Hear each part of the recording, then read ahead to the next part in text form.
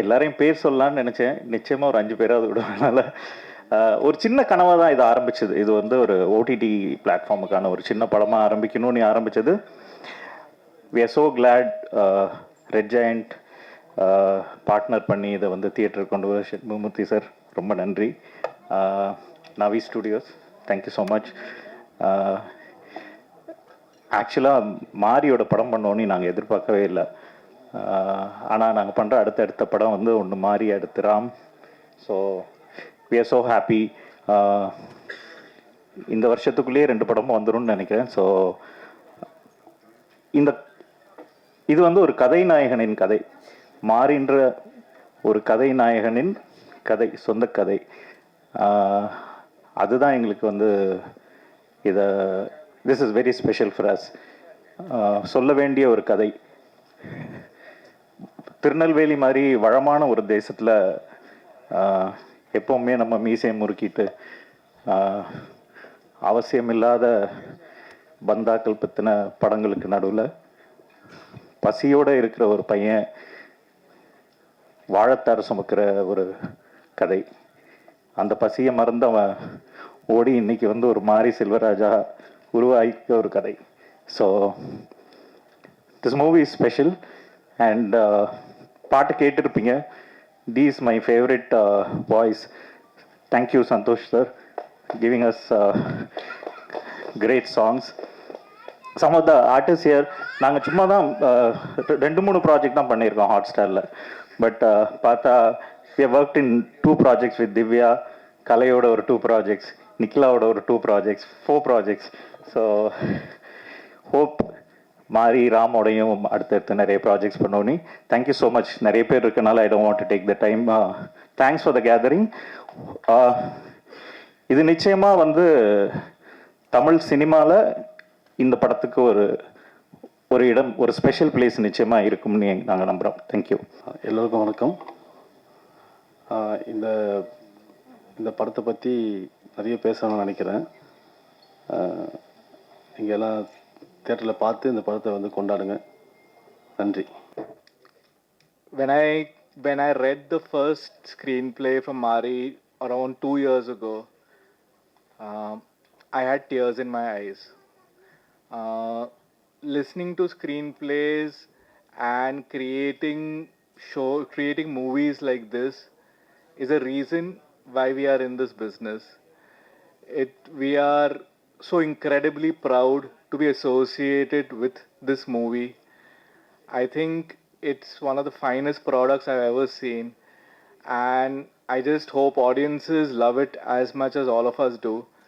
It's a labor of love by Mari sir, and I just think it's a true testament to his genius and to the great work which happens in Tamil cinema. Thank you, Mari sir, for allowing us to partner with you on this, and it's something we are very proud of, and we are waiting for audiences to see it. Thank you. அனைவருக்கும் வணக்கம்.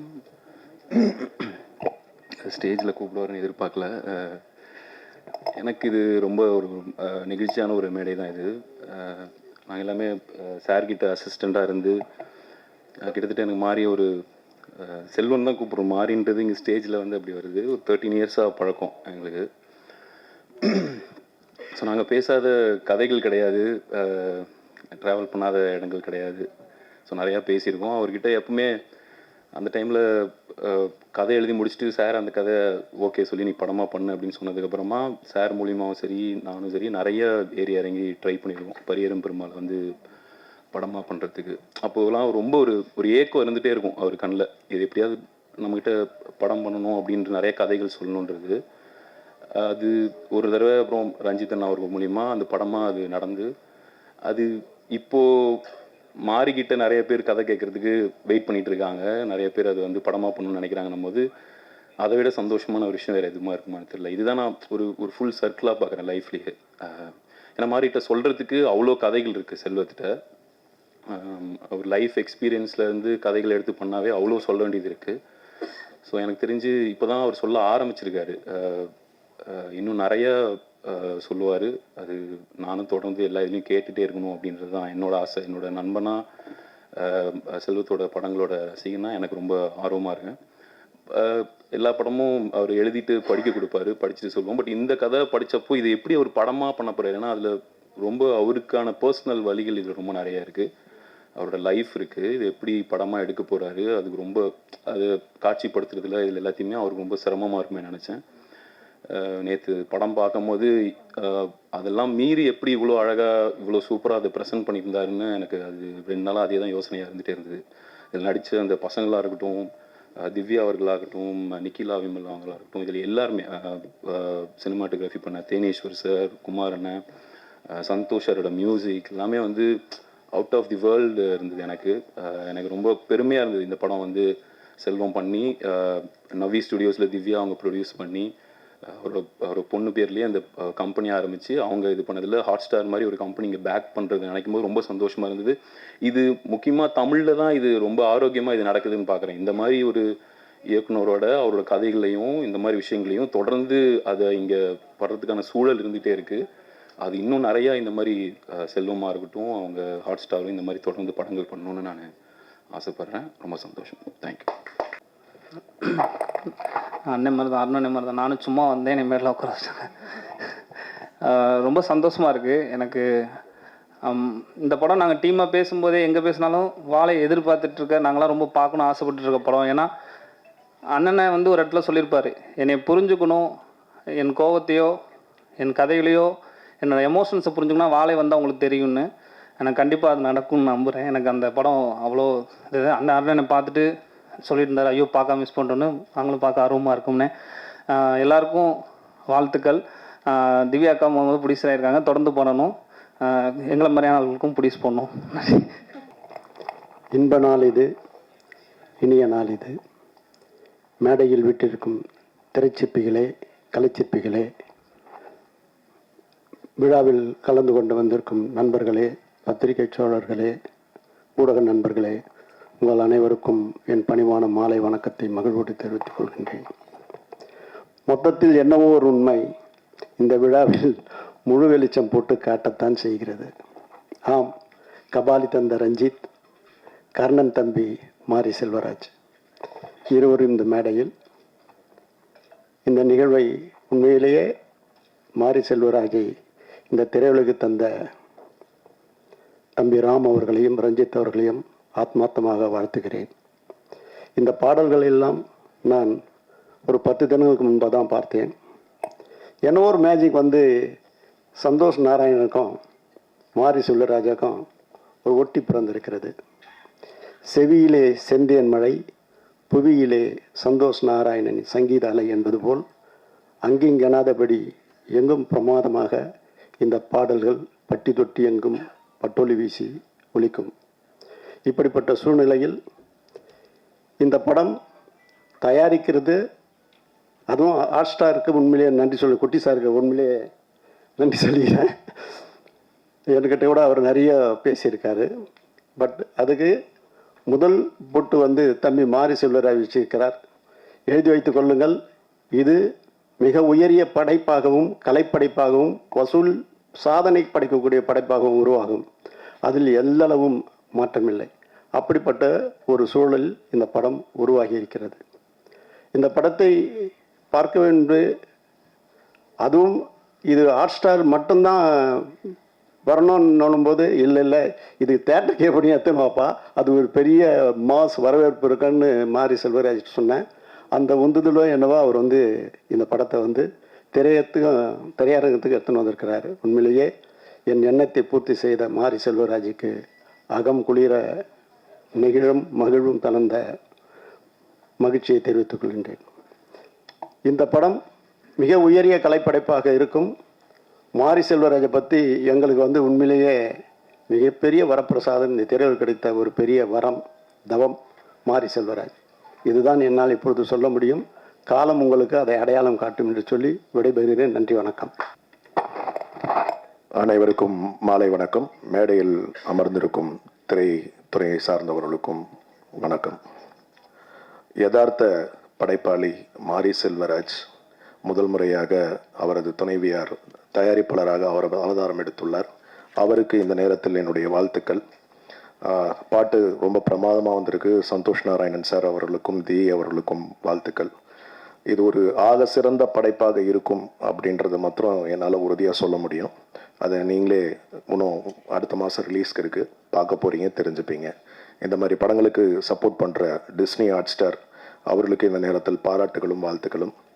இந்த மாதிரி படத்துக்கு தொடர்ந்து நல்ல உங்களுடைய பத்திரிகை ஊடக நண்பர்கள் பெரிய சப்போர்ட்டாக இருக்கணும்னு இந்த நேரத்தில் கேட்டுக்கொண்டு, இந்த படத்திற்கு எனக்கும் ஒரு சிறிய வாய்ப்பை தந்த மாரி செல்வராஜ் அவர்களுக்கு நன்றிகளை தெரிவித்துக்கொண்டு படம் வெற்றி பெற வாழ்த்துகிறேன். நன்றி, வணக்கம்.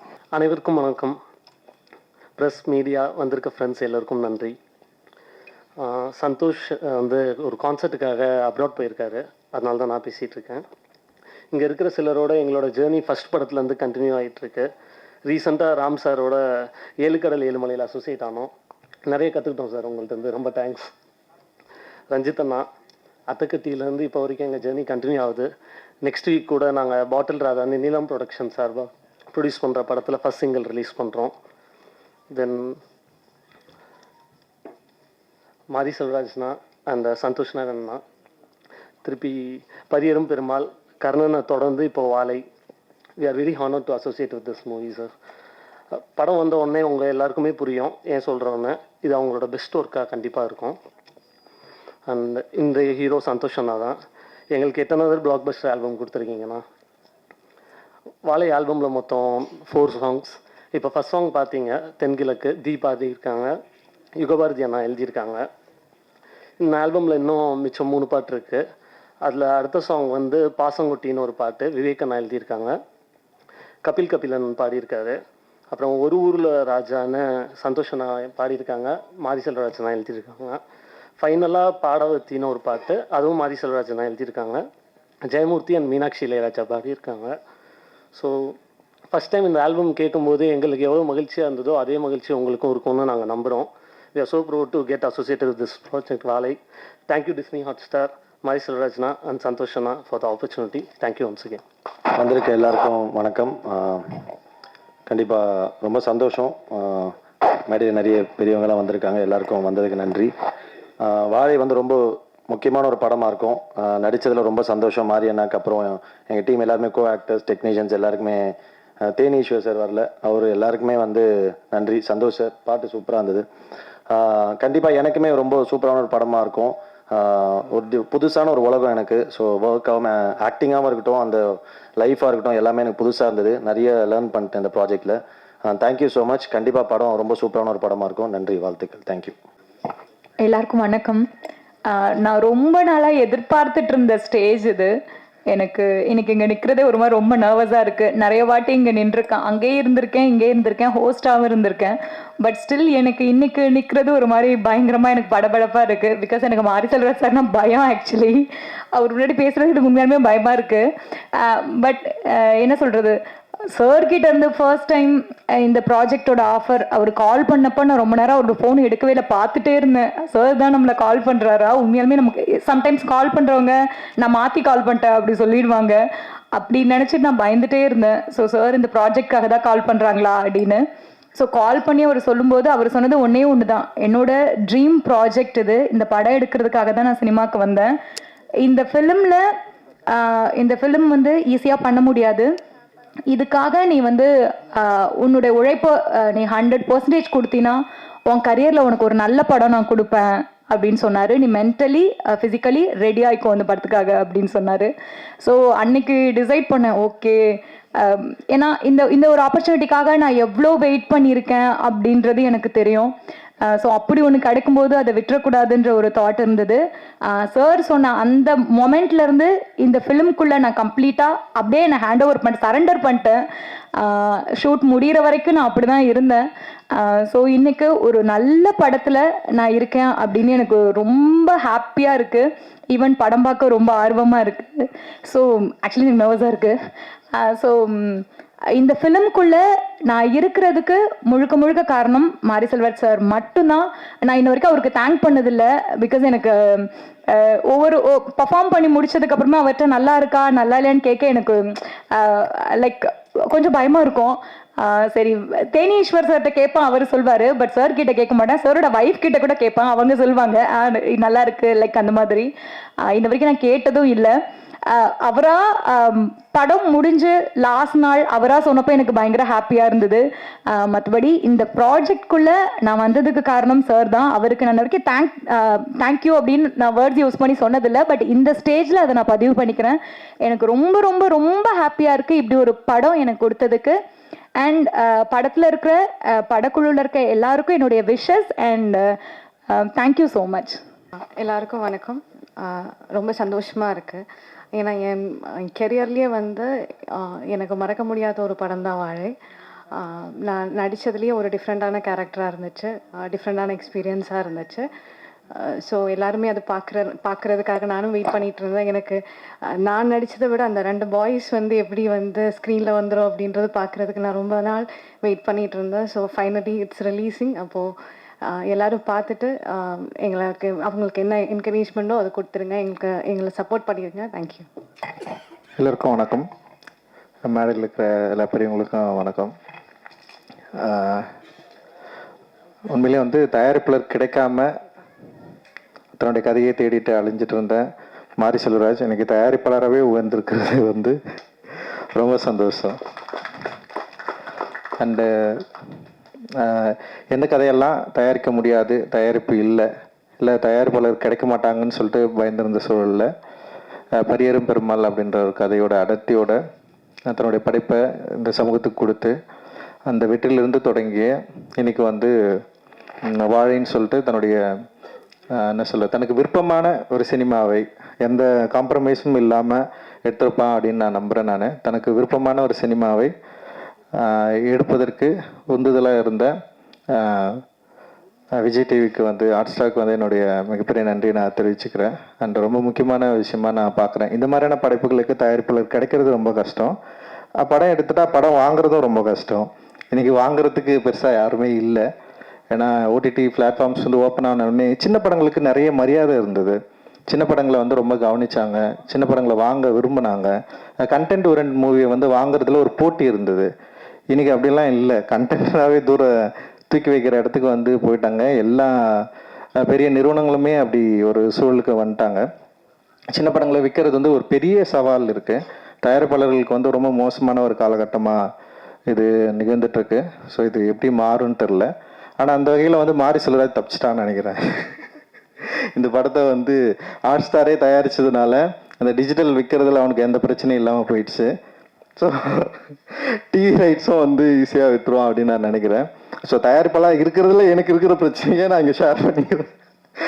அண்ட் வந்து கண்டென்ட் ஓரியன்டாக இந்த மாதிரி ஒரு படத்தை எடுக்கிறப்போ வந்து என்னென்னா ரொம்ப முன்முடிவோட இது எங்களோட சேட்டலைட்டுக்கு இது வந்து ஒத்து வராது, எங்கள் சேனலுக்கு வந்து இதெல்லாம் பார்க்க மாட்டாங்க அப்படின்னு சொல்லிட்டு ரொம்ப முன்முடிவாக இன்னைக்கு வந்து பெரிய நிறுவனங்கள் வந்து ரொம்ப ஸ்டப்பனாக தயாரிப்பாளர்களுக்கு சப்போர்ட்டே பண்ணாமல் பெரிய பிரேக் போட்டுட்டு இருக்காங்க. அண்ட் வந்து இது எப்படி சரியாகும்னு எனக்கு தெரியல. நிறைய தயாரிப்பாளர்கள் அற்புதமான சினிமாவை வச்சுக்கிட்டு நல்ல திரைப்படங்களை எடுத்துகிட்டு வந்து ரீச் பண்ண முடியாத ஒரு சிக்கல் வந்து இன்றைக்கி வந்து இருந்துகிட்ருக்கு. ஸோ இந்த சூழல் மாறும் அப்படின்னு நான் நினைக்கிறேன். இந்த சூழல் மாறி இன்னும் ஆரோக்கியமான சினிமாக்களை திரையரங்கு மட்டும் இல்லாமல் டிவி அண்ட் வந்து டிஜிட்டல் பிளாட்ஃபார்ம்ஸ்க்கு வந்து ஈஸியாக இன்னும் ஆரம்பத்தில் அப்படி இருந்தது. இப்போது திடீர்னு வந்து டோட்டலாக அதெல்லாம் மாறிடுச்சு. ஸோ அது திரும்பவும் சரியான நிலைக்கு வரும் அப்படின்னு நான் நினைக்கிறேன். ஸோ அது வந்து ஹாட் ஸ்டார் நிறுவனர்களுடைய முன்னாடியே சொல்கிறதுல ரொம்ப சந்தோஷம். அண்ட் இது இட் இஸ் நாட் லைக் இது வந்து ஒரு விமர்சனம் கிடையாது, ஒரு டிஸ்கஷன் தான். இன்றைக்கி என்ன நடந்துட்டுருக்கு அப்படின்றத வந்து நம்ம ஓப்பனாக பேச வேண்டியது இருக்குது. அண்ட் வந்து இந்த திரைப்படம் பொறுத்த வரைக்கும் வாழை சந்தோஷ் நாராயணுடைய மியூசிக்கில் ரொம்ப பயங்கரமாக வந்திருக்கு. அண்ட் தி வந்து செம சூப்பராக பாடியிருக்காங்க. அண்டு சந்தோஷ் ரொம்ப நாள் கழிச்சு நான் மீட் பண்ணுறேன். சூப்பர் மாமே, ரொம்ப சந்தோஷம் உன்னை பார்க்குறதில்ல. அண்ட் வந்து வாழை வந்து நிச்சயமாக சந்தோஷ்க்கும் மாரி செல்வராஜுக்கும் இன்னும் நெருக்கமான ஒரு படைப்பாக இருக்கும் அப்படின்னு நான் வந்து நம்புகிறேன். ரொம்ப க்ளோஸான ஒரு படைப்பாக இருக்கும் அப்படின்னு நான் நம்புகிறேன். இது வந்து மக்களுக்கு ரொம்ப பிடிக்கும் அப்படின்னும் எனக்கு வந்து தோணுது. பிகாஸ் ஆஃப் வந்து லைக் சொல்கிறது வாழ்க்கையில் சில பேர் முன்முடிவோடு இருக்கிறாங்க. சில பேரோட வாழ்க்கையில் சில விஷயங்கள் இப்படி தான் இருக்கும் அப்படின்னு சொல்லிட்டு அது அப்படி இல்லை ஆக்சுவலி.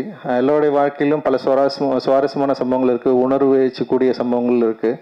அதை வந்து படைப்பாக்குறப்போ, கதையாக்குறப்போ, அதை வந்து ஆடியன்ஸ் வந்து அதை கனெக்ட் பண்ணிக்கிறப்போ ஒரு பேரனுபவம் நிகழ்கிறதுக்கான வாய்ப்பை திரையரங்குகள் தான் நமக்கு எப்போவுமே உருவாக்கி கொடுத்துருக்கு. ஏன்னா லிமிடேஷன்ஸ் வந்து சமூகத்தில் இருக்குது, லிமிடேஷன் வந்து பெரிய நிறுவனங்கள் கிட்ட இருக்குது. ஆனால் திரையரங்குகள் போகிற வரைக்கும் டிஸ்ட்ரிபியூட்டர்ஸ் கிட்டமே அந்த லிமிடேஷன்ஸ் இருக்குது. ஆனால் ஆடியன்ஸ் கிட்ட அந்த லிமிடேஷன் இல்லைன்னு நான் நினைக்கிறேன். ஆடியன்ஸ் வந்து டெஃபினட்டாக அவங்க வந்து எங்களோட படைப்புகளை அக்செப்ட் பண்ணலன்னா இவ்வளோ தூரம் நாங்கள் யாருமே வந்திருக்க முடியாது. அவங்க சரியான படைப்புகளை பயங்கரமாக அங்கீகாரம் கொடுத்துருக்குறாங்க. அதனால தான் வந்து ஒரு சின்ன படம் எடுத்தாலும் கூட கூழாங்கல் இயக்குனர் வந்து இந்த மேடையில் உட்காந்துருக்காரு. அண்ட் வந்து அவருக்கு வந்து பெரிய அங்கீகாரம் வந்து உலக அளவில் கிடைச்சாலுமே அவருக்கு சரியான மரியாதை தமிழ் சமூகத்தில் வந்து கொடுக்கப்பட்டிருக்கு. இங்கே திரை உலகத்தில் அவருக்கு வந்து கொடுக்கப்பட்டிருக்கு அப்படின்றது வந்து ரொம்ப முக்கியமானதாக நான் வந்து பார்க்குறேன். அண்ட் மாரி செல்வராஜோடைய வளர்ச்சியில் ராம் சார் வந்து ரொம்ப ரொம்ப முக்கியமானவராக அவன் அடிக்கடி அவன் சொல்லியிருக்கான், நானும் பார்த்துருக்கிறேன். அண்ட் அவருடைய அக்கறை, அவனை உருவாக்கிய விதம், அவனை உருவாக்குவதற்கு அவர் கொடுத்த புத்தகங்கள் அப்படின்றது வந்து ரொம்ப முக்கியமானதாக நான் பார்க்குறேன். ஸோ ஒரு புத்தகம், அப்புறம் சரியான ஆசிரியர் இருந்தால் ஒரு நல்ல மாணவன் உருவாவதற்கு மாரி செல்வராஜ் வந்து ஒரு நல்ல உதாரணம். ஸோ அவர் வந்து தொடர்ந்து நிறைய திரைப்படங்களை இந்த சமூகத்துக்கு பலனளிக்கக்கூடிய திரைப்படங்களை எடுக்கணும் அப்படின்றது வந்து என்னுடைய விருப்பம். அண்ட் நானும் மாரி செல்வம் கூட சேர்ந்து இப்போ பைசன் சொல்லிட்டு ஒரு படம் பண்ணிட்டுருக்கோம். அதுவும் ரொம்ப இன்ட்ரெஸ்டிங்காக வந்துட்டுருக்கு. அண்ட் அதுவுமே வந்து ரொம்ப முக்கியமான திரைப்படமாக மாறத்துக்கான எல்லா வாய்ப்புகளும் இருக்குது. அண்டு எல்லாருக்கும் வாழ்த்துக்கள். மேடையில் இருக்கிற எல்லாருக்கும் என்னுடைய நன்றிகள், மகிழ்ச்சி. அனைவருக்கும் வணக்கம். 2018 இதே ஸ்டேஜ் தான் நீலம் ப்ரொடக்ஷனுடைய first event Pariyerum Perumal. So அன்னையிலேருந்து தான் மாரி செல்வராஜ், இந்த மேடையிலேருந்து தான் பரியேறும் பெருமாள் தொடங்குச்சு. அண்ட் நீலம் ப்ரொடக்ஷனும் தொடங்குச்சு. இன்றைக்கி நவ்வி ஸ்டூடியோவும் வாழையும் இந்த இடத்துல தான் தொடங்குது. And apart from that Ranjith, உங்கள் ஹேர் ஸ்டைல் எனக்கு ரொம்ப பிடிச்சிருக்கு, ரொம்ப நல்லா இருக்குது. அண்ட் பரியேறும் பெருமாளுக்கும் நன்றி, நீலம் ப்ரொடக்ஷனுக்கும் நன்றி. அண்ட் மாரி செல்வராஜ்கிட்ட கேட்டால் நான் என்ன பேசுறது புதுசாக அவனை பற்றி, ஏதாவது பேசுங்க ஆனால் என்னை பற்றி பேசுங்கன்னு சொன்னான். என் கூட 7 கடல் 7 மலை யாராவது ரொம்ப நாள் ஏறி இறங்கியிருக்காங்கன்னா அது மாரி செல்வராஜ் தான். இது முதல்ல ஏறின மலை அப்படின்னா நார்வேல் டிஸ்ட்ரிக்டில் இருக்கக்கூடிய எல்லா மலையும் நாங்கள் ஏறி இறங்கணும், தங்க மீன்களுக்கு லொக்கேஷன் தேடி. அப்போ கண்டுபிடிச்சா அவங்களோட மலை ஏறது சுவாரஸ்யமாக இருந்துச்சு. ஏன்னா ஒரு பள்ளத்தாக்கு அளவு கதை கொட்டி கிடக்கும். அவன் சொன்ன காதல் கதையை எடுத்துகிட்டே இருக்கலாம்னு நினைக்கிறேன். அதில் ஒரு சின்ன பீஸை, ஒரு பாலியத்தில் இருந்த ஒரு க்ரஷ்ஷை எந்த கிரிஞ்சும் இல்லாமல் ஒரு படம் பண்ணியிருக்கான். அதான் வாழை அப்படின்னு நான் நினைக்கிறேன். அண்ட் அதுக்கடுத்து மலை ஏறினதுன்னா 2009-10 ஆனந்த யாழை மலை, அச்சன் கோவில், வெஸ்டர்ன் காட்ஸோட இன்னொரு இடம். அதில் டென்ட் எடுத்துகிட்டு போகிறப்பவும் சரி, ட்ரெக்கிங் போனப்பவும் சரி, நைட் மழை பெஞ்சு அடுத்த நாள் ஷூட்டிங் நடக்குமா நடக்காதான்னு பயந்து நைட்டில் நான் தூங்காமல் உட்காந்துருக்கப்போ என் கூட உட்காந்துருந்தப்பவும் சரி, மாரி செல்வராஜ் எனக்கு கிடைச்ச பெரிய துணைவன், கம்பேனியன். அண்ட் அவன் இருக்க தைரியத்தில் எந்த மலையில் வேணாலும் இறங்கலாம். அதுக்கப்புறமா இன்னொரு மலை இருக்குது, அது அதே தங்கமீன்களுக்கு 2012 ஏறினா வயநாட்டில் இருக்கிற செம்ப்ரா பீக். அது ஏறுறதுக்கு ஒரு 3 மணி நேரம் ஆகும், இறங்கிறதுக்கு 2 மணி நேரம் ஆகும். Impossible to shoot. அது ஒரு ஆர்டின் ஷேப்பில் ஒரு லேக் இருக்கும், அதனால் அங்கே எடுப்போம். யாருக்கும் தோழன் இல்லைன்னு ஒரு பாட்டு, பட் எனக்கு ஒரு தோழனா இவன் கூட வந்தான். அண்ட் மேலே போய் நாங்கள் முதல் நாள் டென்ட்லாம் போட்டு 40 பேர் தங்கிட்டோம். சாயங்காலம் 6 மணிக்கு சாப்பாடு வரணும். அதுக்கப்புறம் வர முடியாது, ஏன்னா யானை வந்துடும். பார்த்தா 6 ஆச்சு, 6:30 ஆச்சு, 6:45 ஆச்சு, சாப்பாடு வரல. மொத்தம் யூனிட்டும் நாளைக்கு காலையில் இறங்கிடலான்னு சொல்ல ஆரம்பித்தாங்க. நம்மளுக்கு ஐயோ என்னடா பண்ணுறது அப்படின்னு சொல்லிட்டு நான் சொன்னேன், நான் போய் கீழே பார்க்குறேன் அப்படின்னு சொல்லி இறங்க ஆரம்பித்தப்போ என் கூட வந்து சேர்ந்துக்கிட்டது மாரி செல்வராஜ். நாங்கள் இறங்கி போய் பார்த்தோன்னா வர்ற வழியில் இட்லி சாம்பார் சட்னிலாம் கொட்டி 2 பேர் நின்று இருந்தாங்க. அப்புறம் கீழே இறங்கி போய் புதுசாக ஒரு உணவை கண்டுபிடிச்சி வாங்கிட்டு நாங்கள் மேலே ஏறுறப்ப கிட்டத்தட்ட 8 மணி 9 மணி இருக்கும்னு நினைக்கிறேன். யானைகள் குளிரும் சத்தம் கேட்டுச்சு, நட்சத்திரங்கள் தெரிஞ்சிச்சு. அண்டு அந்த இரவு என்னால் எனக்குமே மறக்க முடியாது. அப்போ எனக்கு தெரியும், எனக்கு என்ன புரிஞ்சுதுன்னா மாரி செல்வராஜ் வந்து மலை ஏறுறவன். அவனுடைய கால்கள் மலை ஏறுறதுலேயும் செய்யப்பட்ட கால்கள். அவன் கரெக்டாக எந்த கல்லில் கால் வைக்கணும், எந்த கல்லில் கால் வைக்கக்கூடாது அப்படின்னு தெரிஞ்சவன். எவ்வளோ எதிர்காத்து அடித்தாலும் ஏறக்கூடியவன். அண்ட் மலை ஏறுவதுங்கிறது கிட்டத்தட்ட சொல்ல போனால் அவனுடைய ஜீனில் இருக்குது அப்படின்னு நான் நினைக்கிறேன். ஏன்னா அவன் தன்னுடைய முதல் படத்திற்காக பரியேறும் பெருமாளில் கருப்பியை கூட்டிகிட்டு திரும்ப அச்சன் கோயில் மலையில் ஏறினதுலேருந்து மலை ஏறிட்டே இருக்கான். இறங்கவே இல்லை, ஏறிட்டே இருக்கான். மலை முகடுகள் மீது கொடியை நட்டுட்டே இருக்கான். ஏதாவது ஒரு மலையை மிகிடும்போது ஒரு சிறிய கொடியை நட்டிட்டு ஃபோன் பண்ணி, சார் அவன் நட்டிட்டே எனக்கு ஃபோன் பண்ணுறப்ப வரக்கூடிய சந்தோஷம், இல்லாட்டி அவன் நட்டினதை பற்றி வேற யாராவது ஒருத்தர் எனக்கு ஃபோன் பண்ணி வரக்கூடிய சந்தோஷங்கிறது வந்து அதை எப்படி வார்த்தையில் சொல்கிறதுன்னு தெரில. அது ஒரு தனித்துவமான அது ஒரு ப்ளஷர். அதை வேர்ட்ஸில் சொல்ல முடியுமான்னு தெரில. ஸோ மாரி செல்வராஜ் மலைகள் மீது ஏறுவான், மலையின் முகடுகள் மீது நிற்பான், அங்கிருந்து நம்மளை கூவி அழைப்பான், அவனுடைய கருத்துக்களை, அவனுடைய காதலை, அன்பை, அரசியலை பேசிக்கொண்டே தான் இருப்பான். அதை நாம் கேட்டுத்தான் ஆக வேண்டும், ஏனெனில் அது காலத்தின் கட்டாயம். இப்போது அவன் ஏறிக்கொண்டிருப்பதுக்கு துணைவலாக இருப்பது வந்து திவ்யா, நாஸ்தன்கா என்கிற நவ்வி அண்ட் யுவான் ஸ்வாங் இல்லை வெறும் யுவான். இவங்க 3 பேர் இன்னைக்கு துணையாக அவங்க கூட வந்துட்டே இருக்காங்க. இந்த பயணம் போயிட்டே இருக்கு. அவங்களுடைய முதல் பயணமாக வாழை வந்திருக்கு. அண்ட் சந்தோஷ் நாராயணன் வந்து பரியேறும் பெருமாள் பார்த்துட்டு ஃபோன் பண்ணார். ஃபோன் பண்ணி பயங்கரமாக ரொம்ப நேரம் பேசிட்டு இருந்தார். அதுக்கப்புறம் அவர் ஃபோன் பண்ணது வந்து வாழைக்கு. பரியேறும் பெருமாளோட பயங்கரமாக பேசினார். அண்ட் எனக்கு ரொம்ப பிடித்த கதைகளில் வாழை ஒன்று. வாழை ஏன் ஒன்றுன்னு சொல்கிறேன்னா இன்னும் நிறைய கதைகள் இருக்குது. இந்த வாழை நம்மை வியப்பில் ஆழ்த்தும் தமிழ் சினிமாவிற்கு ஒரு மிக முக்கியமான படமாக இருக்கும். மாரி செல்வராஜ் அவருடைய நவ்வி ஸ்டூடியோஸ் இன்னும் கண்டுபிடிக்கப்படாத பல குன்றுகளையும் மலைகளையும் நமக்கு காட்சிப்படுத்தும், பல இயக்குநர்களை அறிமுகப்படுத்தும் என்று நான் நம்புகிறேன். அதற்கு என்னுடைய வாழ்த்துக்கள். அதோட குறிப்பாக இந்த படத்தை ரிலீஸ் பண்ணுறதுக்கு கூட துணையாக இருக்கக்கூடிய மாஸ்டர் திலீப் சுப்ராயன், அவருடைய ஃபார்மர்ஸ் மாஸ்டர் பிளான் ப்ரொடக்ஷன், அவருக்கும் என்னுடைய வாழ்த்துக்கள். இதுக்கு எல்லாத்துக்கும் துவக்க புள்ளியாக இருந்த, என்னை எப்பொழுதும் ஊக்குவிக்கிற, எனக்கு மிகுந்த நம்பிக்கையை கொடுக்கிற, வாழ்க்கையை ரசிக்க சொல்லி கொடுக்குற என்னுடைய நண்பர் பிரதீப் மில்ராய், அண்ட் இந்த ப்ராஜெக்டை எக்ஸிக்யூட் பண்ணி முன்னெடுத்துட்டு போன இன்னொரு நண்பர் நரன், இவர்களுக்கும் கிருஷ்ணன் சார் அவர்களுக்கும் என்னுடைய நன்றிகள், வாழ்த்துக்கள். எல்லாருக்கும் வணக்கம். ரொம்ப ரேராக வந்து ஒரு ஈவெண்ட்டுக்கு வரும்போது எமோஷ்னலாக இருக்கும். எனக்கு வந்து இந்த சாங் பார்க்க ஆரம்பிச்சதுலேருந்தே கொஞ்சம் ரொம்ப எமோஷ்னலாக தான் இருந்தேன். ஏன்னா எல்லாம் ஃப்ரெண்ட்ஸ் எல்லாருமே வந்திருக்காங்க. அண்ட் இது ரொம்ப ஸ்பெஷல் ஃபிலிம், நிறைய இடத்துல சொல்லியிருக்கேன். பரியேறும் பெருமாளில் இதே மேடையில் நான் சொன்னேன், உங்களுக்கு பிடிச்சிருந்ததுன்னா ப்ளீஸ் இதை எல்லாருக்கும் சொல்லுங்கன்னு. எனக்கு வாழைக்கு அதே விஷயம் கண்டிப்பாக உங்களுக்கு சொல்லணும். 2011 வந்து நானும் ரஞ்சித்தும் வந்து ஒரு ஹாஸ்பிட்டலில் நின்று ஒரு 6 லட்சம் இருந்தால் அந்த படத்தை எப்படியாவது நம்ம வாங்கி ரிலீஸ் பண்ணிடலாம், அந்த மாதிரி ஒரு லெவலில் வந்து அட்டகத்தி பற்றி பேசியிருந்தோம். அப்போ 6 லட்சன்றது வந்து ஒரு 60 வருஷம் ஆனாலும் வர முடியாத ஒரு பணமாக இருந்தது எங்களுக்கு. அந்த இடத்துலேருந்து ரஞ்சித் அதுக்கப்புறம் ஸ்டுடியோ கிரீன் ஞானவேல் ராஜா அவர்கள் படம் பார்த்தது, நான் அப்படியே சைட்லேருந்து இந்த ஃபாரஸ்ட் கம்ப் படத்தில் எல்லா இடத்துலையும் இருப்பாங்க, அது மாதிரி நான் பார்த்துட்ருக்கேன் இவங்க எல்லார் லைஃப்பையும். கபாலி வந்தப்போ எனக்கு கால் பண்ணி சொன்னார், எனக்கு என்ன படம்னே புரியல. அப்படியே மாமே சரி சரி அப்படின்னா, அப்புறம் கொஞ்ச நேரம் கழிச்சு தான் புரிஞ்சுது ரஜினி சாரோட படம் பண்ணுறாருன்னு சொல்லி. அப்போ தானு சாரும் அதில் பயங்கரமாக சப்போர்ட் பண்ணாங்க. அந்த படம் பண்ணும்போது என்கிட்ட வந்து சொன்னார் ரஞ்சித், மாமே உன்னோட டீமெல்லாம் விட்டுறாத, புதுசாக நீ பாட்டு ஆள் கூட்டு வந்துடாத, நீ வந்து நீ எப்பயுமே ஒர்க் பண்ணுறவங்களோட ஒர்க் பண்ணு அப்படின்னு சொல்லி சொன்னால், ரொம்ப நான் யூஸ்வலாக அப்படி இருக்கணும்னு தான் ஆசைப்பட்டேன். எனக்கு சொல்லும்போது ரொம்ப எமோஷ்னலாக இருந்தது. அன்றைக்கி நம்ம கட்டி பிடிச்சி தேங்க்யூ ரஞ்சித், எனக்கே எப்படி கேட்குறதுன்னு தெரியல அப்படின்னு சொன்னேன். ஸோ அங்கேருந்து அதுக்கப்புறம் பரியேறும் பெருமாள் வரும்போது, மாமே இந்த மாதிரி படம் இருக்குது நீ பார்க்குறியான்னு சொல்லி மாறி அனுப்பிச்சாங்க. மாறிட்ட நான் பேசும்போது எனக்கு இது வந்து நம்ப முடியாத அளவுக்கு ரொம்ப செமையாக இருந்தது. நான் சொன்னேன், நான் ஒரு பாட்டு பண்ணித்தரேன், நீங்கள் அப்புறம் கொஞ்சமாவது ஷூட் பண்ணிவிட்டு வாங்க, அதுக்கப்புறம் நம்ம பார்க்கலாம் அப்படின்னு சொன்னேன். அப்புறம் ஷூட் பண்ணிட்டு வந்தோடனே அப்போ தான் நான் ராம் சாருக்கு ஃபோன் பண்ணி டார்ச்சர் பண்ண ஆரம்பித்தேன். அவர் ஃபோன் பண்ணி சார் பயங்கரமாக இருக்குது சார், நான் தனியாக கூப்பிட்டு இருந்தேன். பரியேறும் பெருமாள் வந்தப்போ வந்து ஒரு பிஆர் ஏஜென்சி மாதிரி ஆகிட்டேன் நானே. எனக்கு என்னோட அந்த ஆர்ட் ஃபார்ம் ரொம்ப என்னை ஹிட் பண்ணதுனால நான் எல்லாருக்கிட்டையும் சொல்ல ஆரம்பித்தேன். அண்ட் அது வந்து ஒரு பொலிட்டிக்கல் சேஞ்ச் க்ரியேட் பண்ணிச்சுன்னு நான் நம்புகிறேன். அந்த படம் நல்லா இருக்குன்னு சொல்லிடணுன்ற கட்டாயத்துக்கே வந்துட்டாங்க. அந்த அளவுக்கு ஒரு மிகப்பெரிய பொலிட்டிக்கல் சேஞ்ச் க்ரியேட் ஆச்சு. அதுக்கப்புறம் வந்து அந்த படம் ரிலீஸ் அந்த ஒரு 4 ஃப்ரேம்ஸில் ஒரு ஷோ நடந்தது.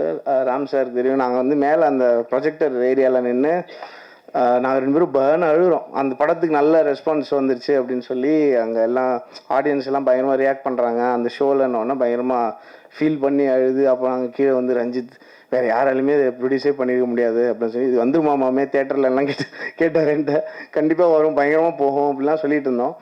அதுக்கப்புறம் இன்றைக்கி திவ்யா ஸ்டேஜ் ஏறும்போது I think I really got very emotional. அது என்னவோ தெரியல, அவங்க வந்து மாறி அங்கேருந்து அந்த படம் ப்ரொடியூஸ் பண்ணி ரஞ்சித் அவருக்கு ப்ரொடியூஸ் பண்ணி, அதுக்கப்புறம் மாறி நல்லா அவர் சூப்பராக அவருக்கு பிடிச்ச படங்களை சூப்பராக க்ரியேட் பண்ணி எல்லாத்தையும் அவரே ஃபேஸ் பண்ணி அவர் சொன்ன மாதிரி தான் ஏகப்பட்ட மலை, நான் ஒரு 20 மலை இப்போ ஏறுறது பார்த்துருக்கேன். அவர் அதெல்லாம் ப்ரொடியூஸ் பண்ணி அதுக்கப்புறம் அதெல்லாம் டீல் பண்ணி அப்புறம் இப்போ ஒரு ப்ரொடியூசராக வந்து அவங்க ஃபேமிலியாகவே எல்லோரும் வந்து இங்கே அது பண்ணுறதுன்றது it's an amazing achievement. Ranjith, Mari, Ram sir, Thanu sir எல்லாரும் so thankful to you all. And ரொம்ப நான் விஷ் பண்ணணும்னு நினைக்கிறேன் மனசார. அண்டு இதனால வந்து என்ன ஆகுதுன்னா, எங்கள் எல்லாருக்குமே வந்து வெரி பிக் ரெஸ்பான்சிபிலிட்டி. நம்ம சொல்கிற விஷயங்களை வந்து நிறைய பேருக்கு ரீச் பண்ணக்கூடிய ஒரு மிகப்பெரிய பவர் இருக்குது. ரொம்ப நாள் முன்னாடி, கொஞ்ச நாள் முன்னாடி கூட அது சுத்தமாக இல்லாமல் இருந்தது. ஸோ அது எல்லாருமே வந்து அதை ரெஸ்பான்சிபிளாக நாங்கள் யூஸ் பண்ணி I think we can take art form forward. உங்களுக்கு ரொம்ப பிடிச்ச படைப்புகள் வந்து கொடுக்கலாம் அப்படின்னு நான் நம்புகிறேன். வாழை வந்து நான் பரியரும் பெருமாளுக்கு சொன்னது தான் சொல்லணும்னு ஆசைப்பட்றேன். I was blown away by the film. எனக்கு வந்து தமிழில் டாப் 5 மூவிஸ் ஆஃப் ஆல் டைமில் வாழை டெஃபினெட்லாக எனக்கு பர்சனலி எனக்கு இருக்கும். அது உங்களுக்கும் அப்படி ஃபீல் ஆச்சுன்னா தயவு செஞ்சு நிறைய பேருக்கு பேசுங்க. இது வந்து திருப்பியும் ஃபஸ்ட் படம் தான். எங்களை மாதிரி ஃபில்ம் மேக்கர்ஸ், டெக்னீஷியன்ஸ்க்கு வந்து எல்லா படமும் ஃபஸ்ட் படம் தான். எந்த படத்தில் வேணால் டோட்டலாக அவுட் ஆகலாம். ஸோ நீங்கள் தயவு செஞ்சு உங்களுக்கு பிடிச்சிருந்ததுன்னா பயங்கரமாக ஸ்ப்ரெட் பண்ணுங்கள், உங்களுக்கு எந்த அளவுக்கு பிடிச்சிருந்தது. அண்ட் ரொம்ப தேங்க்ஸ். 50 படம் வந்து ரிலீஸ் ஆகிருக்கு. I am so happy that this is the first stage. எனக்கு இந்த 50 ஃபிலிம்ஸ்க்கு அப்புறம் கிடச்சிருக்கிற first stage. I am so grateful உங்கள் முன்னாடி இது நடக்குது. And thank you all for the support. நான்லாம் முதல்லாம் எங்கேயுமே வரமாட்டேன். அப்போ வந்து ஆடியோ லஞ்ச் பேண்ட்டாவது போட்டு வாங்கன்னு சொல்கிற லெவலில் இருந்தது. ஸோ இப்போ 5 நிமிஷம் பேசுகிற அளவுக்கு டெவலப் பண்ணி விட்டதுக்கும் சப்போர்ட் பண்ணதுக்கு ரொம்ப ரொம்ப நன்றி. தேங்க்யூ. எல்லோருக்கும் வணக்கம். சார் சொன்ன மாதிரி இந்த மேடை தான் ஃபஸ்ட் மேடை. ப்ளஸ் நீங்கள் வந்து பெரியரும் பெருமாளை கொண்டாடின விதம் தெரியும்.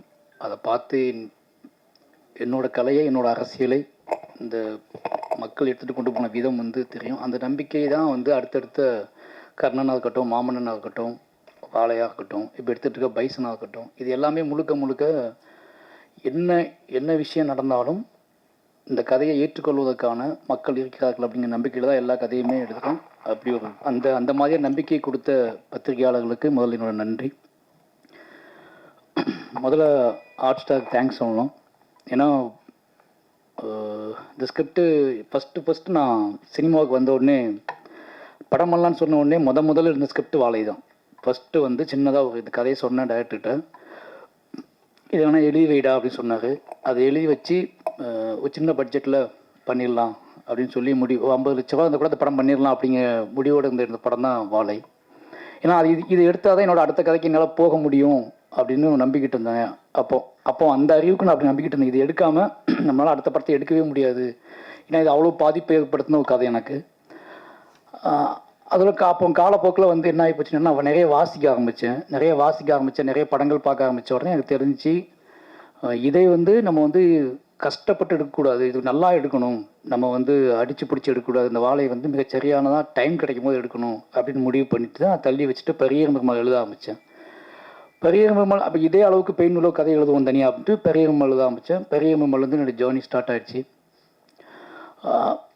இப்போது இந்த கதை என்ன பண்ணுறது உள்ளுக்குள்ளே அழுத்திக்கிட்டே இருந்துச்சு. பெரியம்மாள் ரிலீஸ் ஆச்சு, கர்ணன் ரிலீஸ் ஆச்சு, மாமன்னன் ரிலீஸ் ஆச்சு. மாமன்னன் எழுதி முடிச்சிட்டேன்.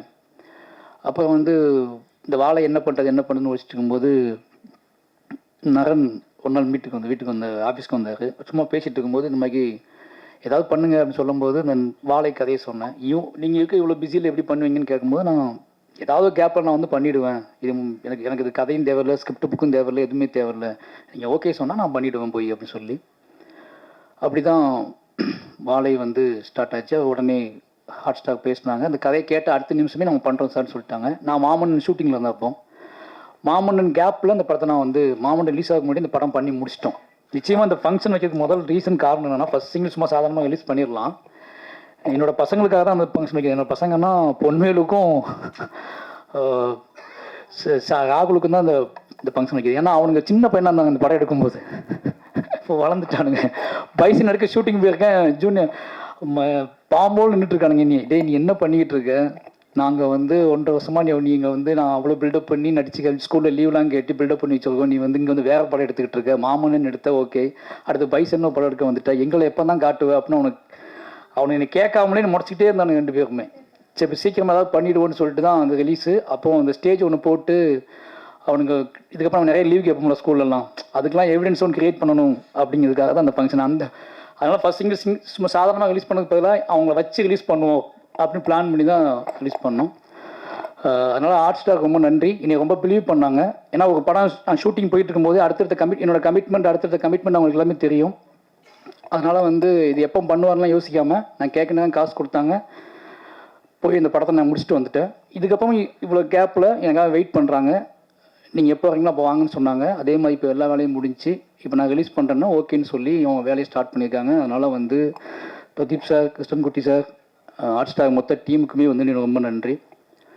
மெயினாக வந்து நான் படத்தை பற்றி பேச வேண்டாம், ஏன்னா அது ஃபஸ்ட் சிங்கிள் தான், நிறைய விஷயங்கள் இருக்குது. மெயினாக எனக்கு நான் பிலீவ் பண்ணுற விஷயம் ஒன்று தான். நான் ஒர்க் பண்ண எல்லாருமே இங்கே இருக்காங்க. ரஞ்சித் அண்ணா இருக்கார், அவர் கூட நான் அடுத்த படம் பண்ணிக்கிட்டு இருக்கேன். அப்போ தானு சார் இருக்கார், அவர் கூட எனக்கு கமிட்மெண்ட் இருக்குது, படம் பண்ணுறேன். அதுக்கு அடுத்து மூர்த்தி சார் இருக்கார், ரெட் ஜெயிண்டு, அவங்க கூட ஒரு படம் பண்ணுறேன், கமிட்மெண்ட் இருக்குது. இது ஏன் சொல்கிறேன் அப்படின்னா, நான் என்னவா இருக்கேன் சினிமாவுக்குள்ள, இதுவே எனக்கு பயங்கர திருப்தியாக இருக்குது. என் கூட ஒர்க் பண்ணவங்க என்னோட உழைப்பையும் என்னோட அரசியலையும் என்னோட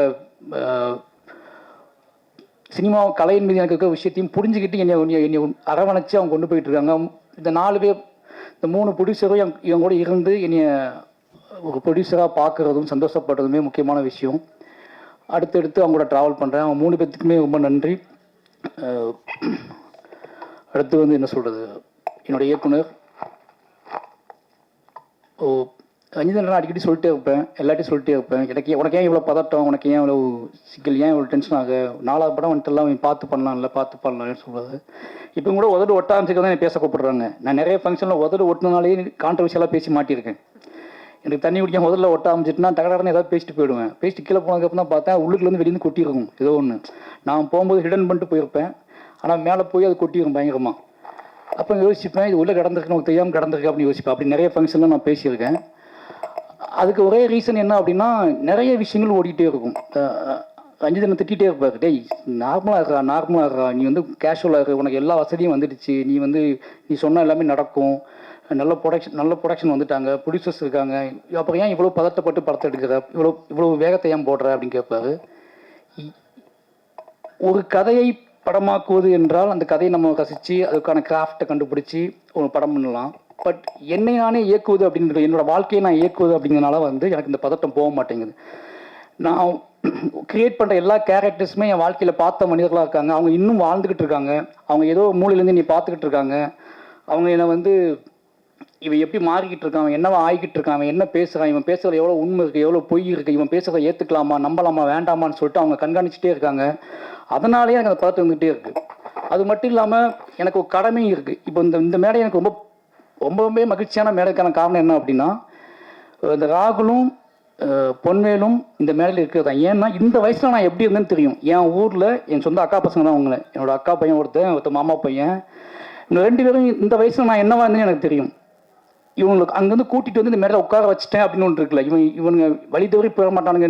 இனிமேல் இவனுங்க இந்த சினிமா, இந்த கலையின் வழியாக இந்த உலகத்தை நல்லா புரிஞ்சுக்குவானுங்க, இந்த கலையின் வழியாக அவனுங்க திசை மாறாமல் இருப்பானுங்க அப்படிங்கிற ஒரு பெரிய சந்தோஷம். ஏன்னா திருநெல்வேலி எப்படி இருக்குன்னு உங்களுக்கு நல்லா தெரியும்.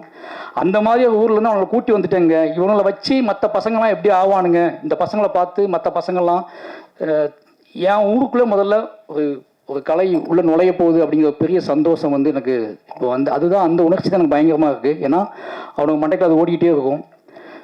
இதுக்கப்புறம் அவனுங்களுக்கு பேசுறது, நம்ம படத்தை நடிச்சிட்டோம், நம்ம இதெல்லாம் பண்ணக்கூடாது, இதெல்லாம் பேசக்கூடாது அப்படின்னு சொல்லி சில ரெஸ்பான்சிபிலிட்டிலாம் வரும். ஏன்னா அந்த வயசில் நான் எவ்வளோ மூர்க்கமாக இருந்தேன்னு எனக்கு தெரியும். எவ்வளோ என் மண்டையில் தோன்ற விஷயத்துக்கெல்லாம் வந்து என்ன பதில்னு தெரியாமல் நான் பைத்தியம் முடிச்சு அலைஞ்ச வயசில் தான் அவனை உட்காந்துட்டு இருக்கானுங்க. ஆனால் அவனுங்களை நான் வேகமாக ஓடி வந்து முட்டி மோதி ஓடி வந்து அவனுங்களை நான் வந்து உருவாக்குறதுக்கான ஒரு மேடையை கிரியேட் பண்ணிட்டேன் அப்படிங்கிறது ஒரு பெரிய சந்தோஷம். அப்படி ஒரு மேடையை அமைச்சு அப்படி என்னை உருவாக்குன ராம் சாருக்கு தான் ரொம்ப நன்றி சொல்லணும். ஏன்னா நீ உன்னோட வேலை வந்து படம் பண்ணி நீ ஜெயிச்சு காசு சம்பாதிக்கிறது இல்லை, நீ ஒரு விக்டிமாவே இருந்திருக்க. அதனால உன்னோட கதையை வந்து நீ எப்போவுமே வந்து அழுத்தம் திருத்தமாக சொல்லிக்கிட்டே இருக்கணும். நீ என்ன ஆனாலும் பரவாயில்ல, எவ்வளோ பின் வாங்கிடாத. உன்னோட கதை அப்படிங்கிறது உனக்கான கதை மட்டுமில்லை, உனக்கு பின்னாடி வரப்போகிற சந்ததியினருக்கான கதை. அதை வந்து எப்பவும் மிஸ் பண்ணாத. நீ என்ன ஆனாலும் அதை மாறிடாதுன்னு சொன்னதுனால தான் முழுக்க நான் அது கூடவே ட்ராவல் பண்ணிக்கிட்டே இருக்கேன். சொன்ன மாதிரி இன்னும் என்ன சொல்கிறது, நான் மீண்டு வெளியே வர்றதுக்கே கொஞ்சம் நாளாகும். என்னோட கதையை முடித்து கொண்டு வெளியே வர்றதுக்கே கொஞ்சம் நாளாகும். அப்படியாப்பட்ட கதைகள் தான் தொடர்ந்து நான் பண்ணிக்கிட்டு இருக்கேன். அதனால் வந்து என்னோடய இயக்குனருக்கு வந்து இதே மேடையில் நான் சொன்னேன்னு நினைக்கிறேன். என்னோட ஏற்கனவே இருக்கிற வரைக்கும் என் சின்ன மாற்றம் கூட நீங்கள் பார்க்க முடியாது. அப்படிங்கிற காரணம் என்ன அப்படின்னா, என்னைய கண்காணிச்சிட்டு இருக்கிற முக்கியமான கண்களில் வந்து அவரோட கண்கள் முக்கியமான கண்கள். ஏதாவது அவர்கிட்ட ஃபோன் வந்துச்சுன்னா நான் முதல்ல யோசிக்கிறது நான் அன்றைக்கி என்ன தப்பு பண்ணுன்னு தான் யோசிப்பேன்.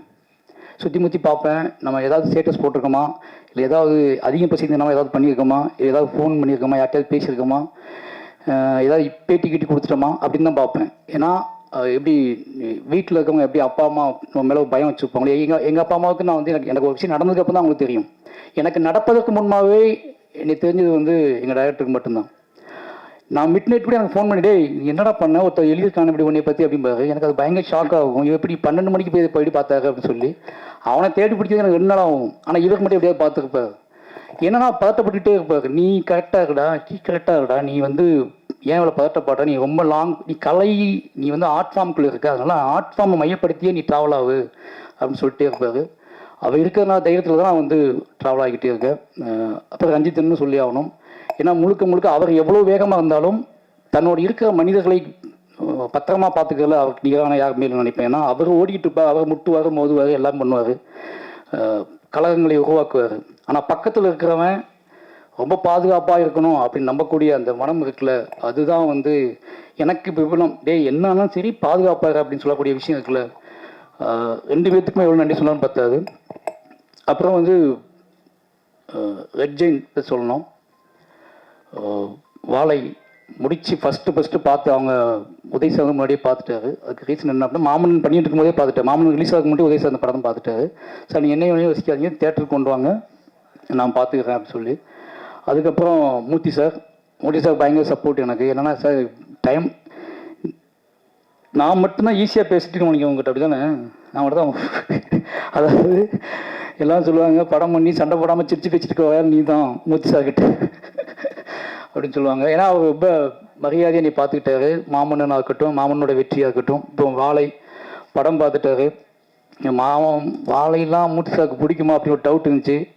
ஆனால் படம் முடிஞ்சோடனே எனக்கு சொன்ன வார்த்தை வந்து, சார் எனக்கு ரொம்ப பிடிச்சிருக்கு சார், நீங்கள் பயப்படாதீங்க, இதை தேட்டரில் ரிலீஸ் பண்ணலாம் அப்படின்னு சொல்லி தான் ஸ்டார்ட் பண்ணார். அதனால் ரெட் ஜெயினுக்கு ரொம்ப நன்றி.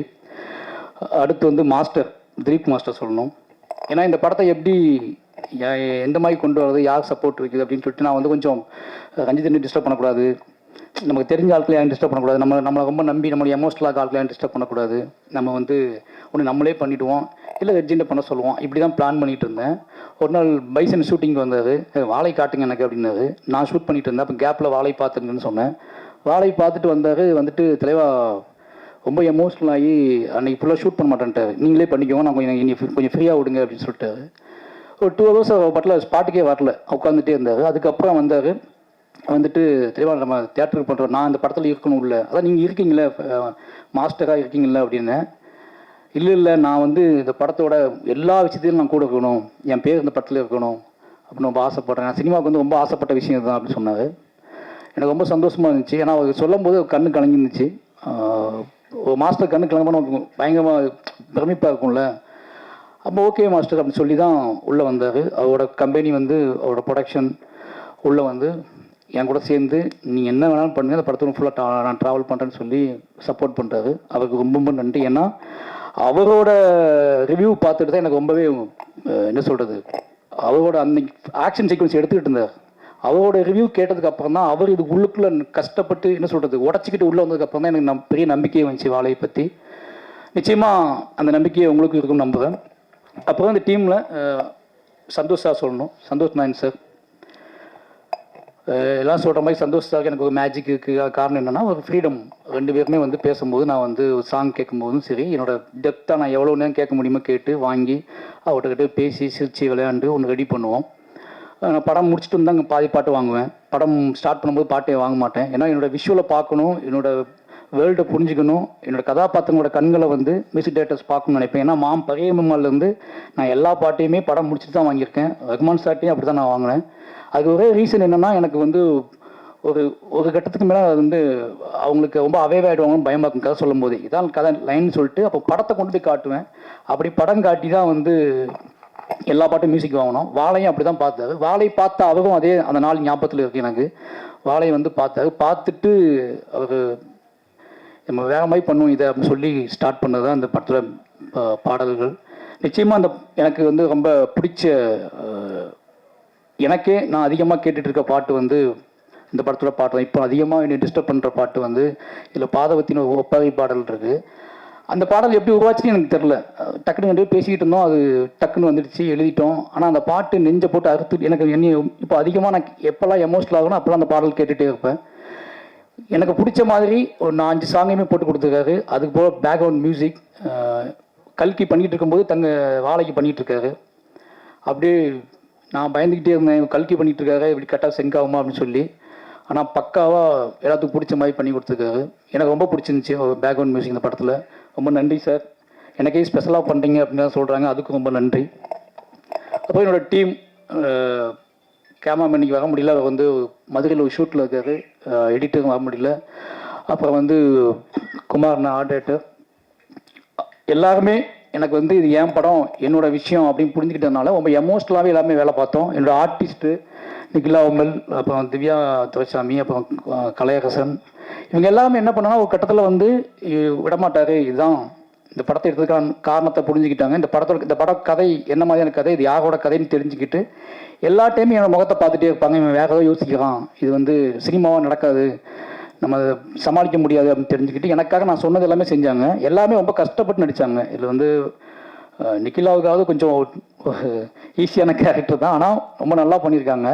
பட் ஆனால் கலை, திவ்யா இவங்க எல்லாத்துக்குமே வந்து ஹார்ட் ஒர்க், மேன்லியாக அவங்க வந்து ரொம்ப கஷ்டப்படணும். எல்லாமே நான் பட்ட கஷ்டம் எல்லாம் அவங்க படணும் அப்படின்னு சொல்லிட்டேன், அவ்வளோதான். நான் பட்ட என்ன தான் கஷ்டப்பட்டணும் சின்ன வயசில், அதெல்லாம் நீங்கள் படணும்னு சொல்லிட்டேன். அதனால் அவங்க ரொம்ப கஷ்டப்பட்டாங்க. எந்த நடிகர்கள் செய்ய மாட்டாங்க, அதை கண்டிப்பாக செய்ய முடியாது. கிட்டத்தட்ட கலையரசன் வந்து 100 கிலோ வெயிட்டு தள்ள தூக்கிட்டு இருந்தார். 100 கிலோ கண்டிப்பாக, ஒரு 5 தாக்குனா 100 கிலோ வரும்ல, 5 வாழைத்தாருனா 100 கிலோ வந்துடும். அது மாதிரி திவ்யா துரைசாமியும் வந்து ஒரு 60 கிலோ 70 கிலோ தூங்கியிருப்பாங்க படம் ஃபுல்லாகவே. அது என்ன அப்படின்னா அவங்க கழுத்து பிளக்கணும், இது எல்லாமே வந்து ட்ரைனிங் கொடுத்து, அதை போல் சகதி, இது எல்லாம் நிறைய விஷயங்கள் இருந்துச்சு. எல்லாமே மாரி செல்வராஜ் அப்படிங்கிற ஒரு பையன் மேலே ஒரு டைரக்டர் மேலே இந்த மரியாதை மட்டும்தான் ஒரே ரீசன். ஏன்னா யோசிச்சு எனக்கே ஆச்சரியமாக இருக்கும், ஷார்ட்டில் ஃப்ரேம் வச்சு பார்த்துட்டு இருக்கும்போது தள்ளி தூக்கிட்டு நடந்து போயிட்டு இருப்பாங்க. அது இடையில என் மக்கள் நடந்து போயிட்டு இருப்பாங்க, என் மக்களுக்கு நடையில இவங்க நடந்து போயிட்டு இருப்பாங்க. அதை பார்க்கும்போது ரொம்ப ஆச்சரியமாக இருக்கும். எனக்கு ஊர்காரமாகவே போயிட்டு இருப்பாங்க, பாவமாக இருக்கும். இறக்கி வச்சதுக்கப்புறம் அப்படியே கழுத்து மெதுவாக திருப்பி பார்ப்பாங்க, திருப்பி ரீடேக் வந்துடுமோங்கிற பயம் வந்து அவங்களுக்கு பயங்கரமாக இருக்கும். ஆனால் ரீடேக் வந்துடும், திருப்பி தூக்கிட்டு போவாங்க. ஏன் அவனுக்கு ஒரு பெரிய உந்துதலாக இருந்துச்சுன்னா அந்த பசங்க இதே வெயிட்டை இதே விஷயத்தை அந்த பசங்க சமைக்கிறாங்க அப்படின்னு பார்க்கும்போது அவங்களுக்கு இன்னும் சப்போர்ட்டிவாக இருந்துச்சு. எல்லாருமே ஓப்பனாக சொல்லணும் அப்படின்னா நிறைய வேலை வாங்கியிருக்கேன். அந்த வேலையை அந்த எமோஷனில் புரிஞ்சுக்கிட்டு எல்லாருமே ரொம்ப ஹார்ட் ஒர்க் போட்டு இந்த படத்தை என்ன பண்ணி கொடுத்துருக்காங்க. அதனால் எவ்வளோ என்னோட மொத்த டீமுக்கு வந்தும் ரொம்ப நன்றி சொல்லணும். அப்போ என்னோட நவி ப்ரொடக்ஷனோட ப்ரொடியூசர் திவ்யா மைசூராஜ், அவங்க இப்போ தான் என்ன கேட்டாங்க, என்னது இது நானா ப்ரொடியூசரு மேலே போகணுமா அப்படின்னு கேட்டாங்க. இந்த படத்தில் காஸ்டியூம் டிசைனராக வந்து அவங்க திவ்யாவோட தங்கச்சி தான் சொன்னா வந்து அவங்க பண்ணியிருக்காங்க. பண்ணதானே அது என்னோட ஊர், அது என் ஊர், அவங்க சேலம், அவங்க எப்படி காஸ்டியூம் டிசைன் பண்ணியிருப்பாங்கன்னு யோசிச்சுப்பாங்க. அவங்க பண்ணியிருக்காங்க, அவங்க நன்றி. அன்றைக்கி பர்த்டே, ஹாப்பி பர்த்டே. திவ்யா வந்து எனக்கு நல்லா தெரியும், நாங்கள் லவ் பண்ண காதலிக்க ஆரம்பித்த காலகட்டத்தில் சினிமாவுக்கு டிக்கெட் ஒரு நாள் நல்லா ஒரே ஒரு விஷயம் சொல்லணும். ஒரு விஷயம், நானும் திவ்யாவும் ஃபஸ்ட்டு படத்துக்கு போனோம். இதுக்கு தானே ஆசைப்பட்டாய் பாலகுமார்னு சொல்லிட்டு அந்த படம் ஃபேமிலியாக போயிருந்தோம். அப்போ தங்கமீன்கள் ரிலீஸ் ஆகிருந்துச்சு, கொஞ்ச நாள் முன்னாடி ரிலீஸ் ஆகி முடிச்சிருந்துச்சு. அப்போ தான் ஃபஸ்ட் டைம் படத்தை கூட்டி போயிருந்தேன். உள்ளே போய் உட்காந்து படம் ஆரம்பிச்சு விஜய் சர்வீஸாக காட்டக்கூட செய்யலை. அதுக்கு எங்கள் டைரக்டர் வந்து ஃபோன் வந்துச்சு. ஃபோன் வந்துட்டு எங்கடா இருக்க படம் பார்த்துட்டு, டேய் வெளியே வாடா, அந்த புக்கு ஒன்று வாங்கிட்டு வாடா, அந்த புக்கை வாங்கிட்டு வந்து அதில் என்ன எழுதிக்கான்னு பார்த்து சொல்கிறா அப்படின்னு சொன்னார் என்கிட்ட. நான் எழுந்துச்சி வெளியே வந்துட்டேன். எழுந்துச்சி வெளியே வந்து அப்போ நான் புக்கை தேடி கண்டுபிடிச்சி புக்கை பேசி நானும் சாகம் பேசிகிட்டே இருந்து படமே முடிஞ்சிருச்சு. என் படம் முடிச்சுட்டு வெளியே வந்தாங்க. அப்போ தான் அவங்களுக்கு வந்து சினிமாவுக்குள்ளே இருந்துக்கிட்டே சினிமாவை பற்றி டேரக்டர் வந்து பேசிகிட்டு இருக்கிற விஷயம்லாம் அவங்களுக்கு பயங்கர ஷாக்காக இருந்துச்சு. ஏன்னா ஒவ்வொரு படத்துக்கும் டிக்கெட் கேட்டு கெஞ்சுவாங்க என்கிட்ட.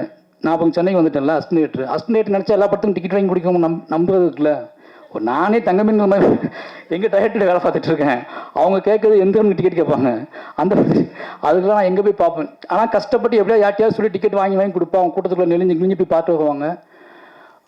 சினிமா பிரியர்களாக இருந்தாங்க ரொம்ப. எனக்கு அதுதான் கல்யாணம் பண்ணதுக்கு ஒரே ரீசன், அவங்க அம்மா, அவங்க வீடு, 3 பேருக்குமே கலையை நேசிக்கக்கூடிய ஆட்களாக இருந்தாங்க. கலையை நம்புனாங்க. கலையின் வழி யார் உரையாடினாலும் ஒரு ஆர்ட் ஃபார்ம் வழி பேசக்கூடிய மனிதர்களை ரொம்ப ரொம்ப நம்பினாங்க. என்கிட்ட அது ரொம்ப தாராளமாக இருந்துச்சு. அதனால என்னை ரொம்ப தாராளமாக நம்பிட்டாங்க. இன்றைக்கி எனக்கு ரொம்ப சந்தோஷம். சொன்ன மாதிரி எனக்கு வந்து ரொம்ப எமோஷனலான ஒரே ரீசன் என்னென்னா, நம்ம ஏதோ செஞ்சுருக்கோம், ஒரு நாடக காதலின் வழி நம்ம ஏதோ ஒன்று செஞ்சுருக்கோம் அப்படின்னு ஒன்று தோணுச்சு எனக்கு. நாடக காதல்னா உங்களுக்கு புரிஞ்சிருக்கும், சாதிமை புத்தகம் தான் நாடக காதல். அப்போ நாடக காதலின் வழி நம்ம ஒன்று பண்ணியிருக்கோம் அப்படிங்கிறது வந்து பயங்கரமான சந்தோஷமாக இருந்துச்சு. அந்த வகையில் வந்து இன்றைக்கி என் வாழ்க்கையில் முக்கியமான நாள். என்னுடைய காதலி என்னுடைய திவ்யாவை வச்சு இந்த படம் அவள் மேடையில் வச்சு அவளோட பேர் போட்டு இந்த படம் வருது அப்படிங்கிறது என்னோட கதை. திவ்யா வந்து அவள் பேர் போட்டு மாரி செல்வராஜோட மாரி செல்வராஜோட வாழ்வில் நடந்த ஆகப்பெரும் துயரத்தை அவள் தயாரித்து வெளியிடுறா அப்படிங்கிறது வந்து எனக்கு என் வாழ்க்கையில் வந்து இப்படி நடக்கும் நான் நினச்சி பார்த்ததே கிடையாது. இது வந்து ரொம்ப பெருமைப்பான விஷயம். நான் இன்னைக்கு யோசிச்சுட்டே இருக்கிறதுனால தான் இது நம்ம போடலாமா, தூக்கிடலாமா, இது பேக மாற்றிடலாமான்னு யோசிச்சுட்டு இருந்தேன். ஏன்னா அதுக்கு ஒரே ரீசன் தான். இது என் வாழ்க்கையில் மீள முடியாத துயரம் வாழை. நான் இன்றைக்கி வரைக்கும் மீள முடியாத துயரம் தான் வாழை. இதை வந்து நம்ம திவ்யா மனைவி பேர் போட்டு பண்ணுறமேனு யோசிச்சுட்டே இருந்தேன் ரொம்ப நாளாக யோசிச்சுட்டே இருந்தேன். அப்போ இதுதான் கரெக்டாக இருக்கும், என் பிள்ளைங்களுக்கும் என்னை புரிந்து கொள்பவர்களும் இது ரொம்ப முக்கியமான விஷயமா இருக்கும்னு நம்பி தான் இது செஞ்சோம். அதனால் இது ரொம்ப ரொம்ப ஸ்பெஷல் படமாக எனக்கு மாறிடுச்சு. கடைசியாக சொல்லணும்னா ஒன்று தான், எல்லாருக்கும் நன்றி. கடைசியாக சொல்லணும் அப்படின்னா ஒன்று தான், மாரி செல்வராஜ் மீது நிறைய இன்னும் கர்ணன், பரியேறும் பெருமாள், மாமன்னன் வந்ததுக்கப்புறம் கூட நிறைய சந்தேகங்கள், நிறைய வந்து குழப்பங்கள் நிறைய பேத்துக்கு இருக்கும். இது ஏன் இவ்வளோ வேகம், ஏன் இவ்வளோ எமோஷ்னல், ஏன் இவ்வளோ பேசுகிறது, என்னடா நீங்கள் மைக் அடிச்சு என்னென்னா பேசுவீங்களா, ஒரு படம் எடுத்தால் நீங்கள் பெரிய ஆட்களா, இப்படி நிறைய விஷயங்கள் இருக்கும். இதை மட்டும் தான் எடுப்பீங்களா, இதை மட்டும் தான் கேட்பீங்களா அப்படின்னு நிறைய கேள்வி வந்துகிட்டே இருக்கும். வாழை வந்து அதை பார்க்கும்போது, வாழை படம் பார்த்து முடித்ததுக்கப்புறம் என்னை நீங்கள் புரிந்து கொள்வதற்காக மட்டுமே எடுக்கப்பட்ட படம் தான் வாழை.